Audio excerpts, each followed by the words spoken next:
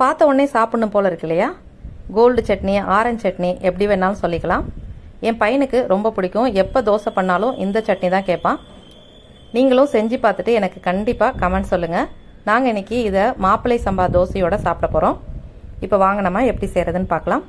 ஒரு 10-12 சின்ன வெங்காயம், ஒரே ஒரு பெரிய வெங்காயம், ஒரு 3 பல்லு பூண்டு எடுத்திருக்கேன். எடுத்து தோலை உரித்து எடுத்து வச்சுக்கோங்க. தக்காளி சின்ன தக்காளியாக இருக்கிறனால 3 எடுத்திருக்கேன். நீங்கள் ஒருவேளை பெரிய தக்காளியாக எடுக்கிறீங்கன்னா 2 எடுத்துக்கோங்க. எல்லாத்தையும் ரஃப் ஸ்லைஸாக கட் பண்ணிக்கோங்க. ஏன்னா நம்ம வதக்க தான் போகிறோம். அதனால் ஓரளவு சின்ன துண்டுகளாக கட் பண்ணி எடுத்துக்கோங்க. இப்போ ஒரு கடாயை அடுப்பில் போட்டு 2 டீஸ்பூன் மாத்திரம் எண்ணெய் சேர்க்குறேன். நான் கடலை எண்ணெய் தான் இன்றைக்கி சேர்த்துருக்கேன். எண்ணெயும் இந்த சட்னிக்கு அதிகமாக தேவைப்படாது. ஒரே ஒரு டேபிள் ஸ்பூன் உளுத்தம்பருப்பு, நான் இன்றைக்கி உருட்டு உளுத்தம்பருப்பு தொளி இல்லாத சேர்க்குறேன்.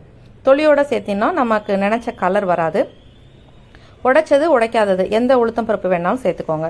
இது கூட 2 டேபிள் ஸ்பூன் கடலைப்பருப்பு சேர்த்துட்டு நல்லா வதக்கி விடுங்க. அடுப்பை நல்லா லோ ஃப்ளேமில் வச்சுட்டு வதக்கிக்கோங்க. கருகிடக்கூடாது. இந்த அளவுக்கு கோல்டன் கலர் வந்தால் போதும். இதில் காரத்துக்காக 2 காஞ்ச மிளகா, 2 பச்சை மிளகா சேர்க்குறேன். 2மே சேர்க்கணும். அப்போ தான் அதனுடைய டேஸ்ட்டு டிஃப்ரெண்ட்டாக இருக்கும். காஞ்ச மிளகா உங்களுடைய காரத்துக்கு ஏற்ற மாதிரி சேர்த்துக்கோங்க. பச்சை மிளகா கூட நீங்கள் குறைச்சிக்கலாம். இப்போ இதில் நம்ம முதல்ல பூண்டை சேர்த்துக்கலாம். 3 பல்லு பூண்டு எடுத்தோம் இல்லையா? 3 பல்லு பூண்டு சேர்த்துட்டு கட் பண்ணி வச்சுருக்கிற வெங்காயத்தையும் சேர்த்துடலாம். சேர்த்துட்டு வதக்கி விடுங்க. அடுப்பை கொஞ்சம் மீடியம் ஃப்ளேமில் வச்சே வதக்கி விடுங்க. ஹை ஃப்ளேமில் வைக்க வேண்டாம். ஏன்னா கலர் நமக்கு நினச்ச கலர் கிடைக்காது. இந்த வெங்காயம் வதங்கணும். ஒரு கண்ணாடி பதம் வதங்கினா போதும். கண்ணாடி பதம் வதங்கினோடனே நம்ம தக்காளியை சேர்த்துடலாம்.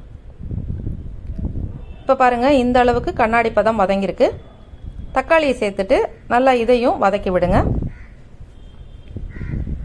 இப்போ இந்த சட்னிக்கு தேவையான அளவு உப்பு சேர்த்துடலாம்.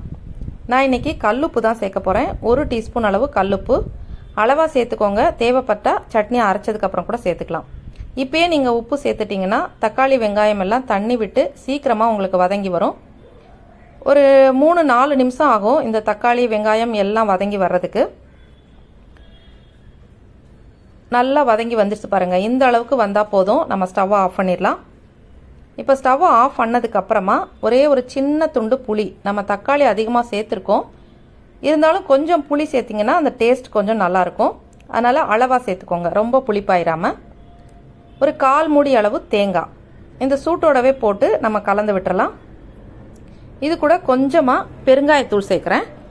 பெருங்காயத்தூளை இப்பயே சேர்த்துட்டிங்கன்னா, அந்த சூட்லேயே சேர்த்துட்டிங்கன்னா உங்களுக்கு அந்த மனம் ரொம்ப அதிகமாக இல்லாமல் சட்னியோட நல்லா மிக்ஸ் ஆயிரும். ஏன்னா உளுந்து கடலைப்பருப்பெல்லாம் சேர்த்துருக்கோம் இல்லையா? டைஜஷனுக்கு இந்த பெருங்காயம் கண்டிப்பாக சேர்த்துக்கணும். எல்லாம் கலந்து விட்டுட்டு நல்லா ஆற வச்சு ஒரு மிக்ஸி ஜாரில் சேர்த்துருக்கேன். இதில் கொஞ்சம் கொஞ்சமாக தண்ணி சேர்த்து அரைச்சிக்கலாம். நான் அந்த கடாயில் இருக்கிற தண்ணியை தான் கொஞ்சமாக ஊற்றி அரைச்சிருக்கேன். பாருங்கள், இந்த அளவுக்கு நைஸாக பாருங்கள், ஒரு மாதிரி கோல்டன் ஆரஞ்சு கலரில் கிடச்சிருக்கு பாருங்கள் சட்னி. இதில் தாளிப்புக்குன்னு பார்த்தீங்கன்னா 1 டீஸ்பூன் எண்ணெயில் 1/2 டீஸ்பூன் கடுகு, கொஞ்சமாக கருவேப்பிலையில் ஒரே ஒரு காஞ்ச மிளகா, அவ்வளோதான். சட்னி ரெடி ஆயிருச்சு.